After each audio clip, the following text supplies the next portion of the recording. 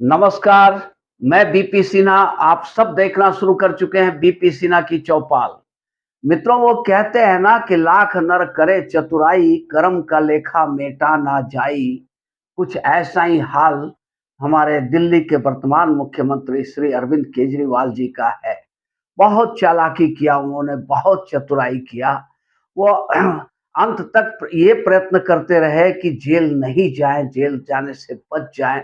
9-9 समन का उन्होंने बायकॉट किया, इग्नोर कर दिया। बावजूद इसके उन्हें जेल जाना पड़ा। और जब जेल चले गए, तो वो बेल के लिए अप्लाई नहीं कर रहे हैं, बल्कि सारा प्रयत्न उनका इस बात के लिए था कि ये केस ही फर्जी डिक्लेयर हो जाए और वो साफ-सुथरा बाहर निकल आएँ। ज़मानत लेंगे तो फिर तो केस चलेगा ही। तो उनका अंतिम समय तक प्रयास यही था कि इस केस को ही फर्जी डिक्लेयर कर दिया जाए। जब ये भी संभव नहीं हुआ, तो केजरीवाल जी ने रेगुलर बेल के लिए lower court, Rouse Avenue court में अप्लाई किया। और संजोग से अब क्या कारण रहा इसके पीछे, जज साहिबा को क्या नजर आया कि वो केस को कुछ जानती भी नहीं थी, कुछ समझती भी नहीं थी, और ना उन्होंने कोई डॉक्यूमेंट देखा, ना कोई पढ़ने का कोशिश करी, और केजरीवाल जी को आंख बंद करके जमानत दे दी। तभी ईडी ने नया खेल कर दिया। हाई कोर्ट चले गए ईडी, और हाई कोर्ट से इनका बेल रिजेक्ट हो गया। रिजेक्ट क्या मतलब, स्टे कर दिया गया।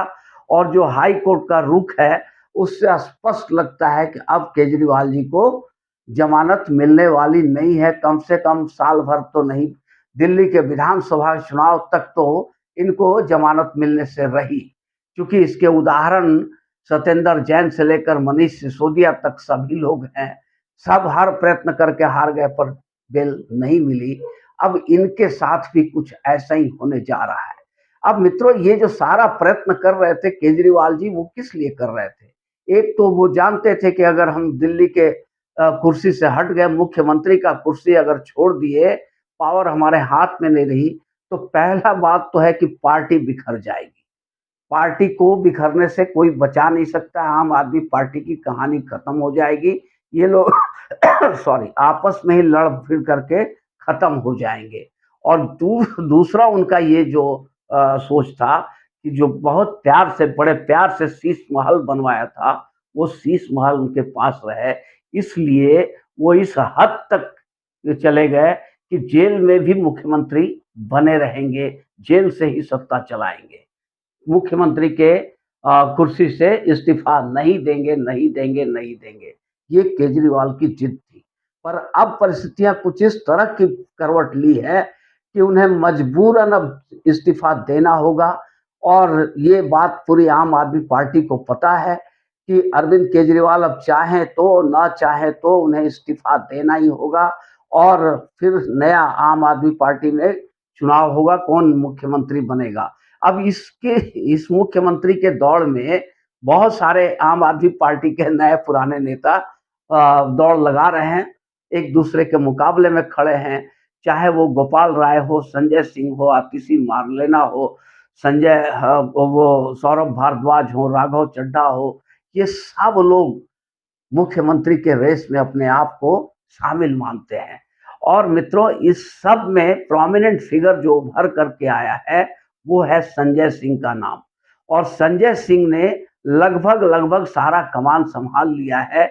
आतिशी मार्लेना और ये सुनीता केजरीवाल, इन सब को पीछे ढकेल करके संजय सिंह सारा लगाम अपने हाथ में ले चुके हैं। कहीं भी प्रेस कॉन्फ्रेंस करनी है, कोई विरोध प्रदर्शन करना है, कुछ भी करना है, तो संजय सिंह का ही चेहरा सामने नजर आ रहा है। अब संजय सिंह को काटने के लिए आतिशी मार्लेना ने अनशन करने की चाल चली, वो भी फ्लॉप हो गया। ये सारे लोग मिलकर आम आदमी पार्टी वालों ने ही उसे फ्लॉप करवा दिया। तो साथियों, अब जो केजरीवाल का युग था, वो लगभग अब खत्म हो चुका है। क्योंकि केजरीवाल जब जेल से बाहर आएंगे, तो ना उनके पास सत्ता होगी, ना पावर होगी, और ना ही पॉपुलैरिटी बची है। पॉपुलैरिटी अगर जरा सी भी होती, तो जेल जाते समय दिल्ली की जनता सड़कों पे होती। पर ऐसा कुछ नजर नहीं आया, किसी को कोई परवाह नहीं। केजरीवाल बार बार उकसाते रहे दिल्ली की जनता को, पर दिल्ली की जनता के कानों पर जू तक नहीं रेंगी। केजरीवाल अपना प्रोग्राम बताते रहे कि मैं इस समय घर से निकलूंगा, इस समय हनुमान मंदिर जाऊंगा, इस समय राजघाट जाऊंगा और उसके बाद फिर तिहाड़ जाऊंगा। उन्हें ये उम्मीद थी कि दिल्ली की जनता सड़कों पे आ जाएगी, पर ऐसा कुछ हुआ नहीं। पूरे उनके सांसद तक, विधायक तक तो उनके साथ नहीं रहे। चंद गिने चुने विधायक ही साथ में रहे और चंद गिने चुने आम आदमी पार्टी के नेता उनके साथ तिहाड़ तक गए। उनकी पत्नी उसमें मुख्य थी। तो अब मित्रों सीधा सा एक लाइन का है, केजरीवाल के पास अब कोई चारा नहीं बचा है, उनको रिजाइन देना ही होगा और संजय सिंह ही दिल्ली के नए मुख्यमंत्री बनेंगे, इसमें भी कोई शक या सवाल नहीं उठता है। साथियों, ये वीडियो अगर अच्छी लगी हो तो एक लाइक और चैनल को सब्सक्राइब जरूर कर देंगे। धन्यवाद।